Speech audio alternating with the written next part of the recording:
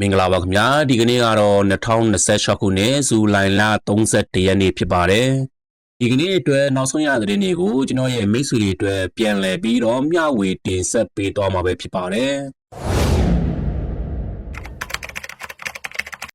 ဒီကနေ့အတွက်ပထမဦးဆုံးတင်ဆက်ပေးရှင်တဲ့သတင်းကတော့ကလေးတမှုလမ်းပိုင်းပေါ်မှာရှိနေတဲ့အကြမ်းဖက် PDF တရဲ့စခန်းကိုမြန်မာတပ်မတော်မှပြန်လည်သိမ်းပိုက်ရရှိခဲ့တဲ့သတင်းမှာဖြစ်စဉ်ကတော့2026ခုနှစ်ဇူလိုင်လ30ရက်နေ့ကအကြမ်းဖက်သမားများစုမှုထားတဲ့ကလေးတမှုနယ်ထဲက PDF စခန်းတွေဖြစ်ကြတဲ့ဝီတုတ်ကြီးရွာတိတေရန်ကြီးရွာ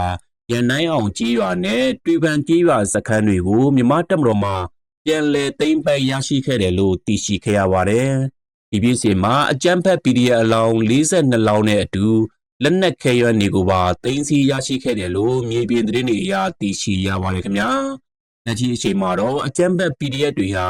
အနီးနားကရှိတဲ့ကြီးရွာတွေကိုဝင်ရောက်ထွက်ပြေးသွားကြသလိုမြန်မာတပ်မတော်မှလည်းထွက်ပြေးသွားတဲ့အကြမ်းဖက် PDF တွေကိုလိုက်လံချင်းလင်းနေစေဖြစ်တယ်လို့လည်းမြေပြင်သတင်းတွေအရသိရှိရပါတယ်ခင်ဗျာနောက်ထပ်သတင်းတစ်ပုဒ်ကိုတင်ဆက်ပေးချင်ပါတယ်ဒါကတော့တနင်္သာရီတိုင်းလောင်းလုံနယ်ကသတင်းလေးပါ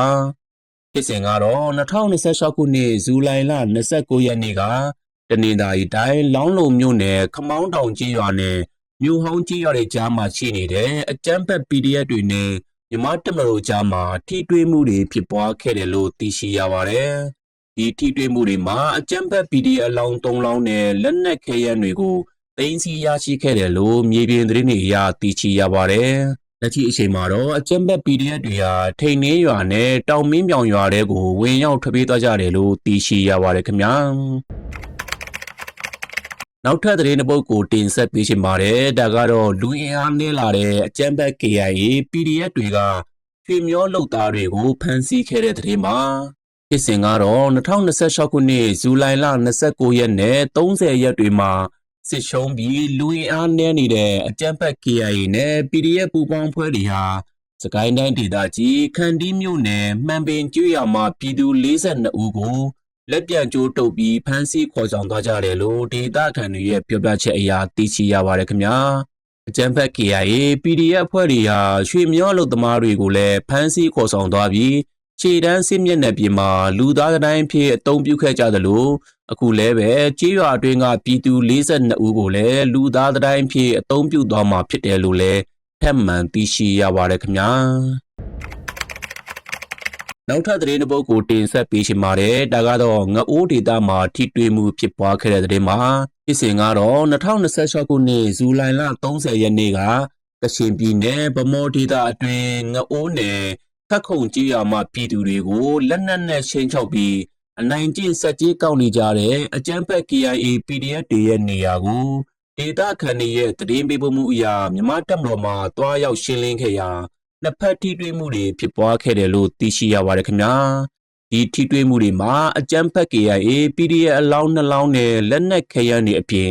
စခန်းတစ်ခုလုံးကိုပါသိမ်းပိုက်ရရှိခဲ့တယ်လို့မြေပြင်သတင်းတွေအရသိရှိရပါတယ်ခင်ဗျာ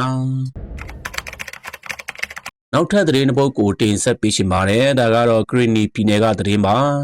ဖြစ်စဉ်ကတော့2026ခုနှစ်ဇူလိုင်လ31ရက်နေ့ဒီကနေ့မနက်ပိုင်းမှာအကြမ်းဖက်ကရား PDF တွေနဲ့ဗမာ PDF ပူးပေါင်းဖွဲ့တွေရဲ့စခန်းတစ်ခုဖြစ်တဲ့ဂရနီပြည်နယ်ဒီမော့ဆိုမြို့နယ်နန်းဖယ်ခုံတောင်းငံခါလမ်းပိုင်းကတောင်းငံခါကြီးရွာအနီးကအကြမ်းဖက် PDF တွေရဲ့အထံချစခန်းတစ်ခုကိုမြန်မာတပ်မတော်မှလေကြောင်းချင်းလင်းမှုပြုလုပ်ခဲ့တယ်လို့သိရှိရပါတယ်ခင်ဗျာလက်ရှိအချိန်မှာတော့အကြမ်းဖက် PDF တွေဟာတောင်းငံခါဖျားကျောင်းဝန်းတွေကတီလာချေဆောင်မှာဝင်ရောက်တက်ဆွဲထားကြတယ်လို့လည်းမြေပြင်သတင်းတွေအရသိရှိရပါတယ်ခင်ဗျာနောက်ထပ်သတင်းတစ်ပုဒ်ကိုတင်ဆက်ပေးချင်ပါတယ်ဒါကတော့လူအင်အားနဲ့လာတဲ့အကြမ်းဖက် AA တွေဟာ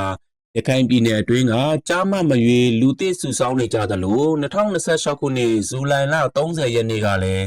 ဦးတီတောင်နယ်မှာအမျိုးသမီးတွေကိုပါလူသစ်စုဆောင်းခံရပြီးရက်တူစစ်တင်တန်းတွေပေးနေတယ်လို့သိရှိရပါတယ်ခင်ဗျာ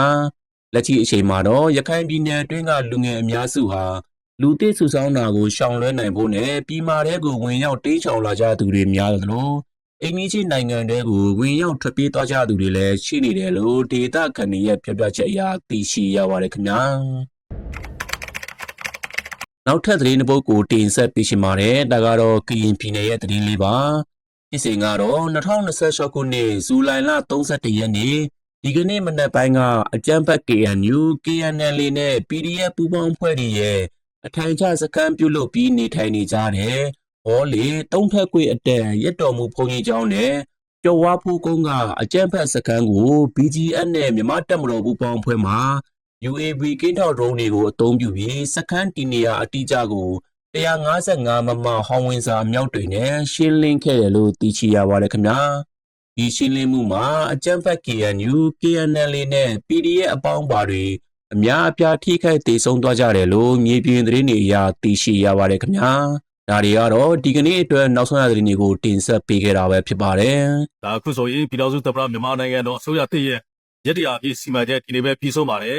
ဒါဇူလိုင်လ31ရက်နေ့မနေ့7:00နာရီမှာတော့ပြည်တော်စုလွှတ်တော်မှာနိုင်ငံတော်သမ္မတဦးမင်းအောင်လှိုင်ကရက်တရားပြည့်နိုင်ငံတော်ခြေပြမိန့်ခွန်းပြောကြားမှာဖြစ်ပါတယ်နိုင်ငံပိုင်ရုပ်သံတွေကနေပြီးတော့တိုက်ရိုက်ထုတ်လွှင့်တော်မှာဖြစ်ပါတယ်အမေရိကန်နဲ့ဆော်ဒီအာရေဗျတို့ပူးပေါင်းပြီးတော့အီရန်တောင်ဘက်မှာရှိတဲ့အီရန်ကနေပြီးတော့ထောက်ပံ့ပေးထားတဲ့စစ်သွေးကြတွေကိုတိုက်ခတ်ရမှာစစ်သွေးကြ20ကျော်တိစုံပြီးတော့အများပြားဒဏ်ရာရရှိသွားပါတယ်Telegram တီထောင်သူဒါဒူရောကတော့ဒူဘိုင်းမှာနေပါတယ်ရုရှားလုံခြုံရေး SFB ကနေပြီးတော့ Telegram အသုံးပြုနေတဲ့ယူကရိန်းနိုင်ငံသားတချို့ရဲ့ကိုယ်ရေးချက်လက်တွေကိုတောင်းခံရမှာမပေးဘူးညှင်းဆိုတဲ့အတွက်ရုရှားက၎င်းကိုဂျပန်အားပေးမှုနဲ့တရားစွဲဆိုလိုက်ပါတယ်တရုတ်နိုင်ငံထုတ်လေယာဉ်ပစ်ပကုန်းတန်းလောင်စာလက်ပေါင်း400ကျော်တရုတ်ထံနေပြီးတော့အီရန်နိုင်ငံရရှိထားပါတယ်ထိုင်းနိုင်ငံပဒရာမှာရုရှားလူမျိုးမော်တော်မ2ဦး Pis Diana 22နှစ်နဲ့အောင်ဖြစ်သူရိုမန်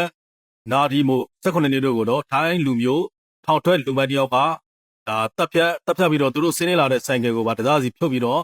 ဒါမြေမြုပ်တဲ့ဖြစ်စဉ်ဖြစ်ပွားခဲ့ပါတယ်ဒါရုပ်မာတဲ့ဖြစ်စဉ်တစ်ခုဖြစ်ပါတယ်ထိုင်းရဲတပ်ဖွဲ့ကတော့ဒါသူ့ကိုလိုက်လံရှာဖွေပြုလုပ်နေပါတယ်ယနေ့ချိန်ထိတော့ဒါလွတ်မြောက်နေစေဖြစ်ပါတယ်ဒါတော့ဒီသတင်းကတော့တိကျမှုတော့မရှိပါဘူးဒါမလေးရှားဝန်ကြီးချုပ်ကသူ့ရဲ့မလေးရှားဝန်ကြီးချုပ်အန်နဝါအီဘရာဟင်ကနေပြီးတော့ပြည်သူတွေနဲ့တွေ့ဆုံမှုတစ်ခုမှာဒါဇူလိုင်လ29ရက်နေ့မှာ